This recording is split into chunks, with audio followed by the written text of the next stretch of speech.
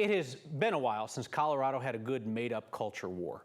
Back during last election season, we had that fake fervor over furries taking over Colorado schools. Well, now it's that Democratic Governor Jared Polis is coming for your gas lawnmower.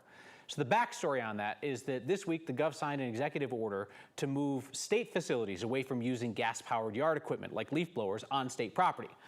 Steve Steger, those who love a good gas blower or mower see this creeping into the freedoms in their garage. Yeah, there are people out there who say you can pry my gas hedge trimmer out of my cold, dead hands, and they could still keep them under a potential rule change that's in the works. It'll just be hard to replace one down the road. This summer, the Regional Air Quality Council, a group that represents Front Range counties, voted on a policy that would ban the sale of small gas lawn equipment less than 25 horsepower by 2025 in much of the metro area where ozone is a problem.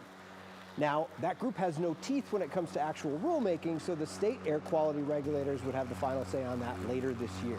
It wouldn't ban everyday people from using gas-powered equipment, just wouldn't allow the sale of it here in the impacted regions.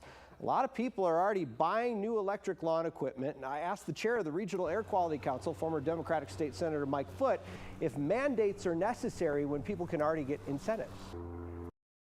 There are incentives available.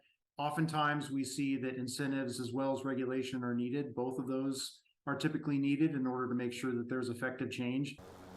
Their proposal also would ban public agencies, think cities and their parks departments, from using gas-powered equipment between June 1st and August 31st by 2025. And all commercial entities would have to stop in that same time period by 2026. The head of the Associated Landscape Contractors of Colorado, group representing landscaping companies, says that while landscaping companies want to go electric, this mandate is going to hurt their pocketbooks even with the incentives. Well, the right way to do it is to do it thoughtfully. So, create the benchmarks, know that we have production and manufacturing, servicing of the equipment, because right now it's limited to only a few people. And also just to make sure that we have the incentives in place so this doesn't have the draconian impact it does right now.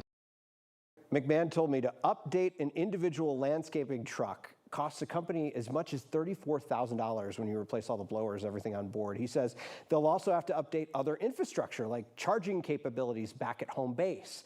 Foote says state regulators could vote on all of this at some point this month and then make the real rules by December, Kyle. So stay tuned for the wider impact down the line somewhere. Steve, thank you. Yep.